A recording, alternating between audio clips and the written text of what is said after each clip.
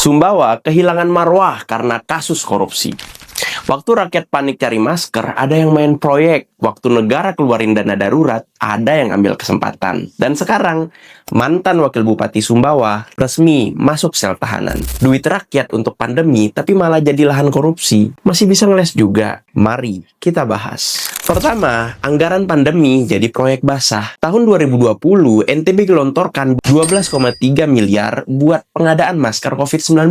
Tujuannya mulia, lindungi rakyat. Tapi prakteknya, harga di markup, masker nggak sesuai spesifikasi, dan hasil audit BPKP, negara rugi 1,58 miliar. Kedua, peran Bu Novi katanya cuma fasilitasi UMKM Sumbawa. Bu Novi bilang cuma bantu UMKM Sumbawa pakai uang pribadi. Tapi penyidik punya cerita lain. Bukti kuat bikin dia ditetapkan sebagai tersangka sejak Mei 2025. Pertanyaannya, bantu UMKM atau jadi calon proyek terselubung? Ketiga, sempat mangkir pemeriksaan pada tanggal 31 Juli 2025. Alasannya, sakit. Tapi 6 Agustus kemarin, Bu Novi datang juga. Diperiksa 7 jam, gemeter katanya. Dan akhirnya ditahan di rutan Polresta Mataram. Pasal yang dikenakan, pasal 2 dan 3, UU Tipikor. Berat, Bung. Udah baca kan UU-nya? Kalau belum, coba deh baca dulu. Keempat, yang bikin malu karena ini pertama kali dalam sejarah Sumbawa. Baru kali ini mantan wakil bupati atau pejabat tinggi Sumbawa resmi ditahan atas kasus korupsi. Masalahnya bukan sekedar kasus kecil, ini duit rakyat di tengah bencana. Dan yang terjadi di masa-masa sulit saat negara dan rakyat berperang lawan penyakit. Sedih dan miris sih.